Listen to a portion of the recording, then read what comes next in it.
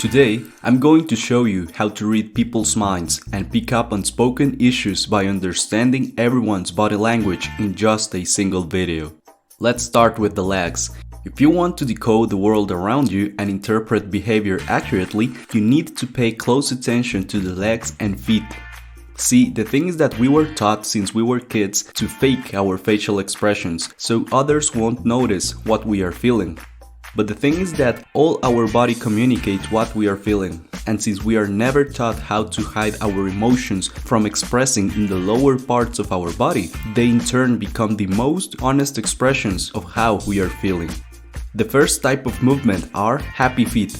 This movement is a light jiggle in the feet and sudden up and down bounces after something has happened that shows positive emotions and excitement.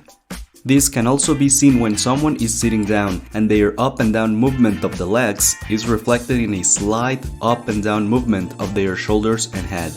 When the feet shift direction, our feet tend to point at the things we like and point away from the things we don't like. Also, when one foot points away during a conversation, this is a sign that the person has to leave or wants to be left alone. The knee clasp. This happens when a person is sitting down and he places his hands above both of his knees and slightly leans forward. This is a clear sign that the person wants to leave the place where he is right now. Gravity-defined behaviors of the feet like bouncing, rocking up and down on the balls of the feet, walking with a bit of a bounce in our step, and all these kinds of upward movements happen when we are extremely happy or excited about something. When the legs are splayed, the person is feeling threatened and is ready to deal with it. Crossed legs.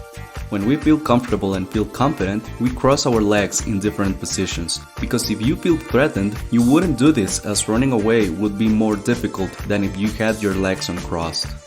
Courtship behaviors. Our feet and legs will mirror those of the other person we are with and will remain playful. Women also tend to play with their shoes and dangle them from the tips of their toes when they feel extremely comfortable with their companion. Change in movement. When a person constantly wiggles or bounces his feet or legs and suddenly stops, it means that the person is experiencing stress and is not comfortable with what's happening or what's being said. Let's move to the torso. The movements of the torso show whether someone is interested in something or not.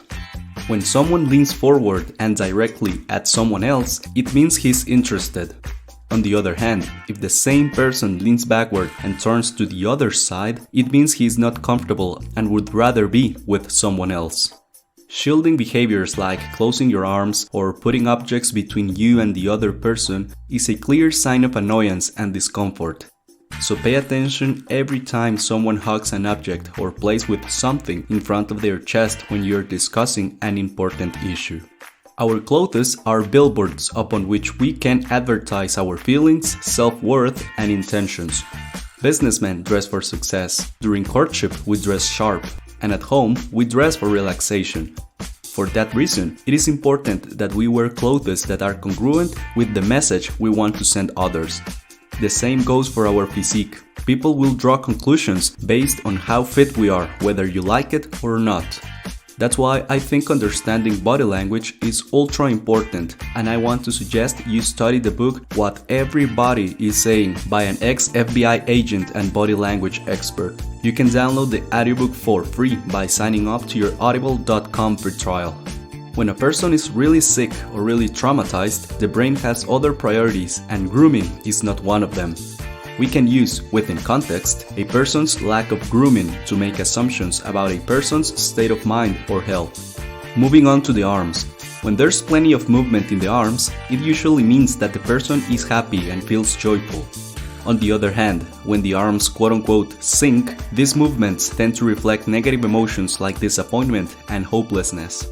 Open arms and any kind of movement that makes the chest visible usually means openness to new experiences and excitement for any particular activity. Have you noticed when people cross their arms behind themselves? The posture means "don't come close to me." A very common posture is when you grab your hips with your hands. This posture is used to establish dominance or to communicate that there are issues. Coming up, let's study the face. The face shows feelings of happiness by the loosening of the lines on the forehead, relaxation of muscles around the mouth, lack of compressed lips, and an overall lack of tightness. These are all signs of high comfort. A slight head tilt says, "I'm comfortable, I'm receptive."